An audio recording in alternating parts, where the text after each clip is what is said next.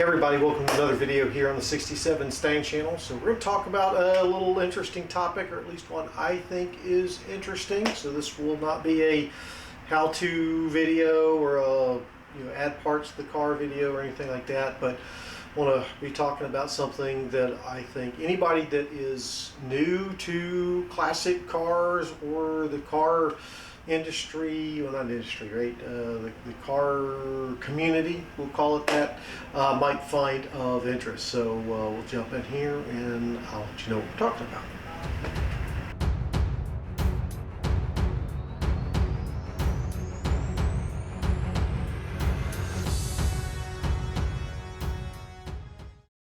Okay, so what I want to talk about today in this video is car shows and how to prepare, what to expect, especially for somebody that's never been to one before. And I want to talk about this for a couple reasons. Well, first, the very first car show I went to with the car here was completely inadvertent. I didn't intend to be part of the show. I went up to a small town up just north of me called Auburn, Georgia. Not to be confused with Auburn, Alabama. My wife wouldn't let me anywhere near Auburn, Alabama because she's a Roll Tide fan. Anyway, I digress. So I went up to this car show with the intent of being a spectator. So I'm driving the car up there because, well, why not? And as I get up there and I go pull to go find parking, I drive by the area where they have the show set up. And the folks see me driving up, and I guess they assumed I was going to be part of the show. They waved me down and started trying to direct me into the show. And I'm like, no, I'm not here. I'm here to be one of the spectators. And they're like, no, we need you. You need to come in. Like, okay, fine. So I ended up being in the show, completely unexpected. I hadn't cleaned the car. I was not prepared to go be part of the show. And since then, I've been to several shows after that, and I realized I really had no idea what to expect, what to do to prepare to go to a show, what the show would expect, show etiquette, any of that thing. So I figured, why not try to put together a video talking about how to prepare for a show, what to expect at a car show and whatnot. Now, keep in mind, I am no expert. I've only been to local shows. I've not been to any of the big shows like Hot Rod Power Tour or SEMA or any of that. What I'm talking about is your local car show that's down the road in a small town, whatnot, maybe by your local car club such as the Pharaohs or the Mustang Club. There is a Mustang Club in the area, or whatever it is. So that's what I'm going to be talking to you about today in this video. So let's kind of talk about some basics first. Okay, so a couple things you want to know if you're planning to go to a car show. First, typically you're going to have to pay to be in the show. And this is kind of weird to me because the spectators get into the show for free, but the people bringing the cars, the spectators are coming to see, have to pay. I don't quite understand that, but it is what it is. Now, my experience has been that the fees to get into the show, to bring your car, is about $20. Okay? That seems to be fairly consistent across the board. You're going to have to pay about $20 and $20 US fee to get into the show. Once you get there, so let's talk about that part too. So you get to the show and the location of the show. Now, a couple of different ways I've seen this done with the shows that I've been to so far. One is you drive into the show, the area where they're going to park cars, and before you get into the area, you have to register. So they'll have a tent, somebody standing there, you give them your money, they give you some sort of card or paper, usually that goes up in your windshield, or you can wait till you park and you can put fly wasp, actually. Go away, wasp. Anyway, back to what I was saying, you put it under your windshield wiper once you park there, and that little form or whatever they give you is got a number on it, other information that's on it, and that number is how your car gets referenced. So usually at these shows, you get awards. right? We'll talk about that in a minute. So let me get back to what I was about the other way. The other way when you show up is they'll wave you in. They will direct you to the place where you need to park, and you go and park. Once you get parked, then you go register. They'll have some tent or gazebo or something where you go register. And again, same thing, you pay your money. As far as how you pay, some of these have been small and only take cash. Some take cash and credit or debit cards. Some will also take things like Apple Pay or Google Pay or those kind of online Venmo, whatever, Vimeo, whatever. I don't know. I don't do those things. But usually they always take cash at least. So make sure you have that. Okay. Then, now you're registered, you're parked. What should you do next? Okay. Well, usually once you get parked, you need to start prepping your car for the show. What does that include? Well, it's usually a little bit of dress to the car. And by that I mean prettying it up, making it presentable, and those kind of things. So let's bring you over here and we'll talk about some of the things I do. Also, this includes, usually you pop your hood, raise your hood up, and your trunk, if your trunk is presentable. Sometimes they don't, some folks don't do that, but I usually do. So let's bring you over here and show you how that works, right? Okay, so as I said, so I get around here, I always like to start by popping the hood. Again, this is me. So what I'll do is I will usually go ahead and try to wipe down with a microfiber cloth, get any dust or dirt off of various parts in here. Then I'll usually use some sort of polish or cleaner, like glass cleaner on the chrome and the aluminum, just to clean things up. Now, this is one thing I haven't figured out, is how to get spots off these aluminum radiators. So maybe somebody knows how to do that. Usually before I go to the show, I do try to use compressed air to blow bugs and stuff out of the radiator. You can see I haven't done that recently, but I try to get that stuff cleaned up and just make the general engine bay presentable. Right? Not perfect, because it's not perfect car. I'm not going for a show car here. If I was, I would be painting the hinges and doing a lot more things to the inside of the car. So once I get that cleaned up, then I start working on the outside of the car, and I usually bring some like detailing spray or something like that, and microfiber towels to wash off or wipe down the car just to get the dust and dirt, because I drive this car to shows. Now, if you trailer your car and you have an enclosed trailer, you might not have to do all of this, but you might just be able to wipe it down with a cloth. But that's what I do. I just try to get the dirt and dust off the outside of the car.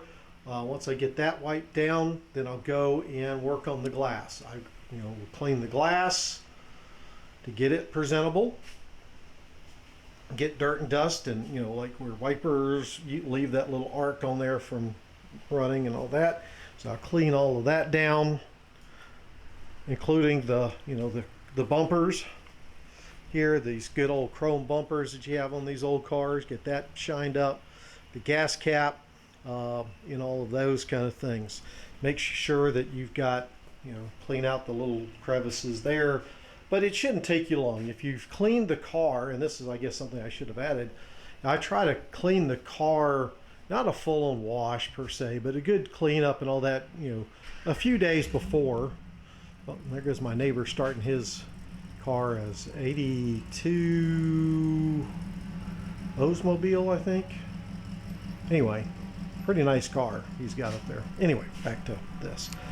And then after I've cleaned up the top, then I'll get down and try to get the wheels, right? Clean up the wheels, the hubcaps, get all that cleaned up. And all that shouldn't take you too long. Shouldn't take you more than, 10, 15 minutes there.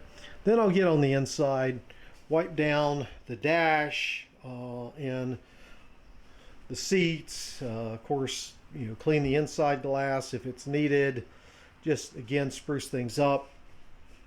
Now, I typically don't bring any sort of vacuum cleaner with me. I try to do that before I go to the show, get that cleaned up. Again, it's not always perfect, but just little things I don't do, I guess, there. Of course, if you've got, the other thing I will do is try to tidy up. So if I've had my phone charger up and plugged in or whatnot, I'll get rid of or unplug those wires, try to hide wires that aren't correct for the period of the car, as much as I can. Of course, I get a big old sniper sitting right there, so not super big deal, but just try to keep it nice and clean looking. Okay, so with that, the same thing with the trunk. I try to organize it up, get rid of things that aren't correct for the car that I take with me to the show. Okay. So let's see, what else do we get? Let's talk next about things to take with you to the show. Okay, so what to take with you to the show is our next thing. So I've already talked a little bit about dressing the car once you get to the show. So I carry for right now this little bag. Other people carry totes. But I've got some basic cleaning supplies in here. So mentioned I've got some detail spray in here. I've got glass cleaner. I've got leather cleaner for the seats and the dash in here. Good old paper towels. And then I've also got a bunch of, I need to wash this, microfiber towels in here. I always also like to carry some zip ties with me because you never know what those can be used for. They come in handy for various things in there. Okay, so that's basically what I use for dressing the car. Sometimes if I have it, I'm out now, but some sort of chrome or metal polish, as I was mentioning that. So I always have my little, I guess, detail bag there with me.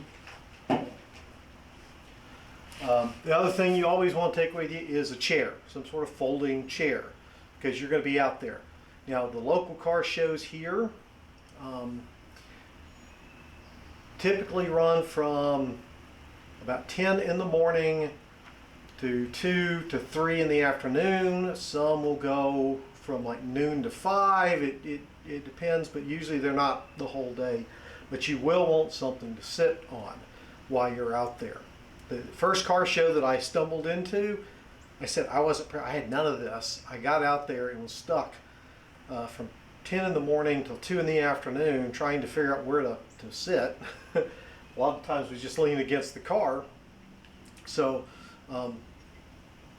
keep that in mind. You want something to sit on. Now, depending on where the show is, there might be shade, there might not be shade.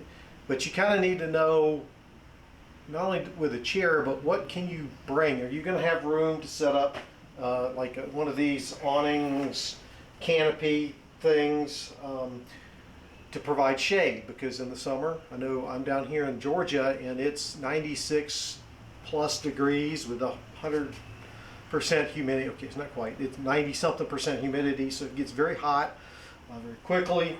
So having some shade. The other thing I've done, because sometimes you don't have room to set something like this up, is I have a chair and I'll actually use the zip ties to zip tie an umbrella to that chair to get shade. So I've done that. Some chairs actually have little shady awning thingies you can attach to the chair. You will want some shade, so you want to think of that. Going along with that, sunscreen. A lot of these car shows are usually in parking lots, which means you get a lot of sun, not just coming directly from that, but bouncing off the pavement as well. So making sure you have sunscreen, definitely a big deal. The other thing I will add is not all car shows will have food and drink vendors. So bringing a cooler with you that has water and Gatorade or whatever it is you want to drink, something there, maybe even a sandwich or something to eat, is not a bad idea. So, again, I've been to several car shows that don't have food vendors there to easily get that stuff, which seems weird to me. You'd think they would, but they don't always. So, trying to make sure you have those items is going to make your enjoyment of the car show that much better. So, let's now talk about when should I start bringing my cars to shows, and what should we expect, that kind of stuff there. So we'll jump into that now. Okay, so now again we're going to talk about why, or let me back that up. When should you start thinking about bringing your car to a car show? And I would say if it can run and drive and get there to the car safely, take it. Don't wait till your car's perfect. I can tell you, you're going to go to these shows, you're going to see cars that are immaculate, that have glass-like finishes, that don't have a single dent on them, that crank the first time you turn the key, that are just absolutely amazing. And don't get me wrong, those cars are wonderful. I love them, they're beautiful, but I can tell you from going to shows, and you can tell, the 67 Stang here is by no means perfect. I've got paint peeling up here. I hope that's in the shot. I've got paint missing on the fenders. I've got this ridge here's missing paint. I've got this body work that I tried to do back in the 80s, back around the rear wheel well and whatnot, which I hope you can see. Let me see if you can see that. Yeah, you can see that. Okay, good. Sorry, I don't have the screen where I can see it. Anyway, and I'm missing lettering from badges and stuff like that. So, the Stang here is obviously not a perfect show car. But when I take her to shows, several things happen. First, people are intrigued. They come up and they see this one car amongst all these gorgeous cars and want to know about the story. Why is this car here? And they start asking, is that the original paint? Which, yes, it is. And then they want to know more. How did it get to where it is? And what do you plan to do with it? So it entices conversation, which I like. I like to talk. Obviously, that's why, YouTube channel, right? Okay. But, it draws them in to talk about the car because it's different from other cars out there at the show. So that's one thing that's there. Because they get excited about your car, that in turn gets you excited. I know it does me. When people come up and start asking me about the car and what I've done to it, and then I start going through the story and they get very impressed with that. It invigorates me to want to keep working on the car and do more to it. The other thing that happens is you'll encounter somebody that's new. They just got their first project car, or they inherited a car from their dad or grandfather or uncle or aunt or whoever it is, and they come to the show and they see all these gorgeous cars and they just get overwhelmed. I'll never get there. I'm never going to be able to do that. My car will never be that good, or truck or whatever. And then they see this. And I'm not trying to say the car's ugly, because this is a gorgeous baby. I love this car, right? But they see a car that's not perfect at a show. And they see people coming up and looking at it and talking about it. And then they get excited, like, hey, maybe I can do this. Maybe my car doesn't have to be perfect. So they get invigorated, and then they come talk to you, and you talk to them, and you share stories, and you talk about trials and tribulations, and you bond over that. And again, it helps reinvigorate me, because again, somebody comes out, they're just getting started. I'm able to help and share knowledge, things I've learned along the way with them, and remember when I was back at that point, and seeing where I am now, right? So don't wait. Your car doesn't have to be perfect. Get it out there. If you can get it to the car show safely, and maybe a trailer, whatever, I don't care.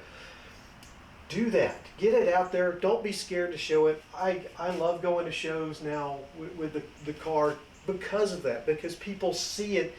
They think, and you're going to get folks, and this is the other thing. So maybe this will actually be a good lead into car show etiquette. Okay.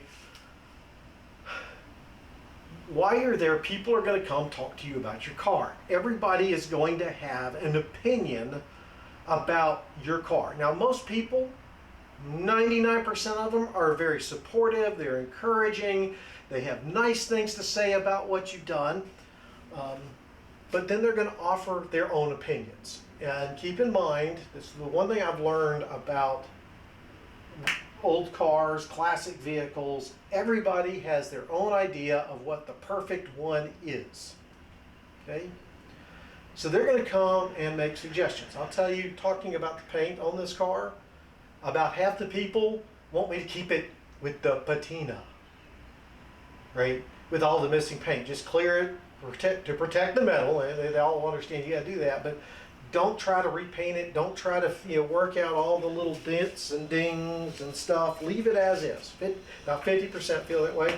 The other 50% want me to take it and do a contours restoration, strip the whole car down, fix every little dent and ding, make it more perfect than it came off the showroom floor. Because remember, when these cars were built in the 60s, their tolerances were not what we have in modern cars. They were like, I think, 1/8 of an inch is what I've heard. If it was within 1/8 of an inch, that was good. So things like where this hood doesn't line up directly with the fender, right? It's higher than that.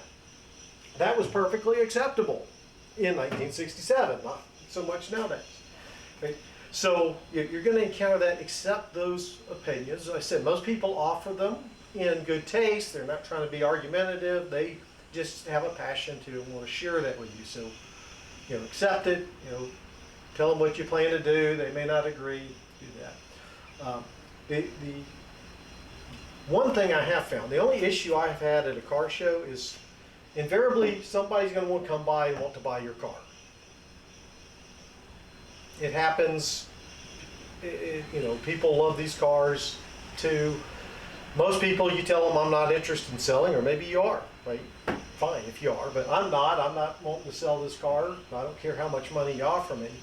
Most people take it in stride. I just had to ask. I understand, especially after I tell them the story about my parents being the original owners of the car and growing up with the car, and then having it sold for 10 years and buying it back in '87 and driving it all the way back with my dad from New York City and yada yada yada. They understand why I don't want to sell. But occasionally I'll get the obstinate one that just gets mad because I won't sell it to them, because invariably they've got more money to do the right thing with the car. They have a dream that they want to do. They're whatever the reason, they get very mad that you won't sell them the car. So luckily that's few and far between. I have had to deal with it and basically tell them to just step off. It's not going to happen. Go away, and they go off in a huff. But I said it doesn't usually happen. Oh, well, hello, Mr. Sows, the cat. You're coming back in, aren't you? Yes, you're a sweet kitty. We all love you. You don't get to go to car shows, though. No, you don't. Okay, so other parts about car show etiquette. Usually your parking is on a first come, first serve basis. So the earlier you get there, the better spot you can choose. So I always like to go to the one in Auburn early because it usually starts at 10. So I try to get there around 9 because there's a couple of good spots where you can park and have your seat under an overhang of one of the buildings because this is on a main city street in Auburn in front of City Hall and the police department and all that stuff. So I actually park in a place where I can sit underneath the awning porch of City Hall. It makes it easier. I don't have to worry about tents and umbrellas and all that stuff. And it's just a good spot. It's close to bathrooms and it's close to the one restaurant that's usually open there and all that. So it's a good spot. So just keep that in mind. It's first come, first serve. Now, having said that, if you have a buddy, it is, at least at these small shows that I've been to, acceptable to save a spot. So if you have a buddy that's going to get there early, you can have them save you a spot next to them. Okay? Now, the other part to this etiquette thing is not all car shows are also part swaps. So if you have extra parts, don't just show up with them thinking you can sell them. Okay? Not all car shows allow that. Some do. I did one up in Auburn same place where the normal car show is, usually once a month, but they every year have one that's also a parts swap. Now you have to pay $20 to bring your car in, and another $20 to be able to sell things there. So keep that in mind too. Now you might be able to do it as a vendor, right? So if you wanted to sell parts, it's fine, but you usually would have to pay some separate vendor fee and register as that as well. So keep those things in mind. Other little etiquette things, obviously, be nice. We don't go talking bad about anybody's cars. We don't, fun, easygoing, poking, oh, it's a, found on road dead, for Ford. Or, oh, look, my first on rate day beat your GM. What, those kind of fun things, as long as it's obviously done in jest, is fine, but you don't trash somebody else's car, whether you like it or not. Because I've seen a lot of cars out there that I don't like the styling they've done. So for a couple of things, I don't like really lowered vehicles. I hate lowered trucks. I don't think a truck should be lowered. Defeats the purpose of a truck. That's my personal opinion. I would never go up to somebody's vehicle that was lowered and bash on it just because I don't like it. That's their car. They can do what the heck they want to with it, right? So, beware of that. Also, remember, not every car is for sale, as we were just talking about. So, but if you see one you like, asking somebody, hell, if they're willing to sell it, you can do that. That's not unacceptable. Say no, accept it, go on, don't argue with them. There. I'm sure there's some other things. I'm just trying to think of it here. Can't think of anything else. But let's go into what you can expect at the show with things like awards and stuff. So we'll go ahead and talk about that some.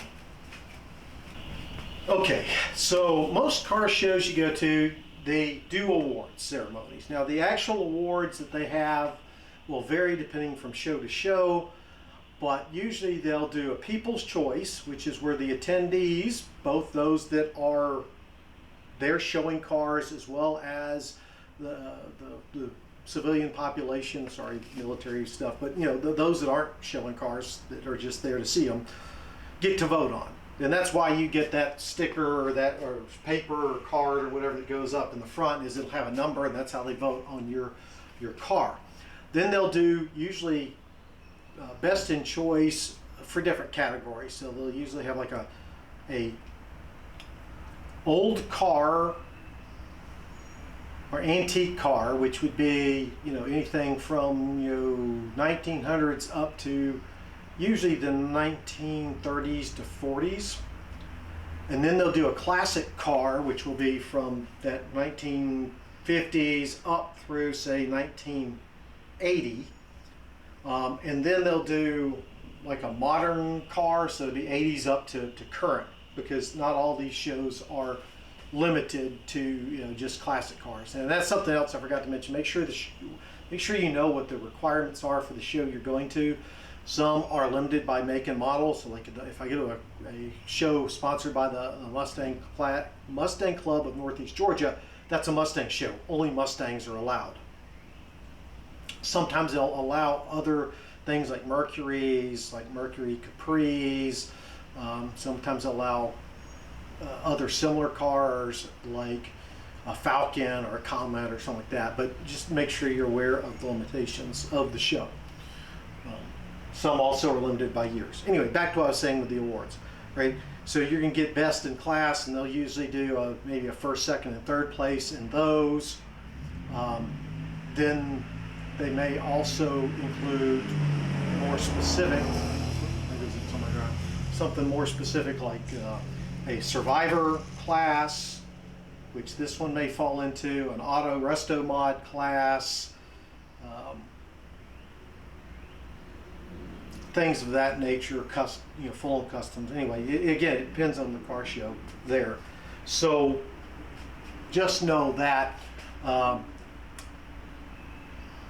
depending on what you're going for, and I never go to a show for getting an award. I have been lucky enough to win one so far. But again, expect if you bring a car that's like this, unless they have a survivor class or whatever, that you're probably not going to win any fancy awards out there. unless you just got a good story to tell and people like it a lot, which is how I kind of won my award, is telling my story. But anyway, just know there are awards out there. This is why we clean the cars up, make them look nice, the opportunity to get that. You know, depending on what you're shooting for and what your car looks like, you know, things you can do to help win awards. So one of the things he's kicking off a pressure washer. Okay, hopefully it's not too bad. Sorry, neighbors detailing his car that I showed you. But you know, things you can do to help with some of these, like the wipers. So originally when I got the car running, I had gone to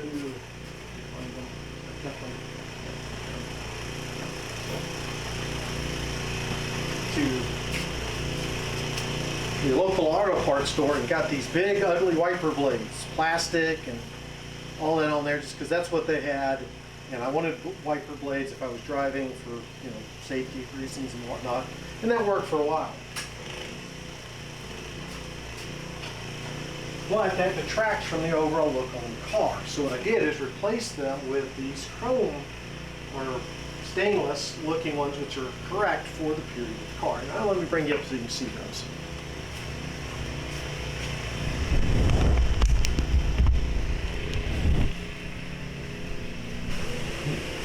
Right. So just doing little things like that, replacing those so it looks more correct for the car, you know, those are going to help you on winning awards. Little things that I don't think, I mean, unless you're going for a contours type award, like, you know, that, you know, I added the passenger side mirror onto the car over there. I don't know if you can see it. I'm trying to over there. Right. That wasn't available on a 67 Mustang, not even as an option as far as I know, but for safety reasons I wanted it on there because I am not going to be the only one driving this car. Eventually somebody like my wife has already driven it, but my nieces and nephews, and they're used to having a passenger side mirror. So I added that as a safety feature on the car. There you go, you can see it over there, right? So that typically for most of these categories, unless it's a contours type high level competition, is not going to detract. And honestly, a lot of the folks I talk to that judge even from local car clubs don't even realize that's not a correct option for this car. Okay, so that kind of thing is going to help things like having a period looking radio in there, like the custom auto sound I put in here the other week, helps out. Adding little things in that help it stand out, such as, I raise the hood back up, things like that sticker on the air breather there, right? That's a period correct sticker.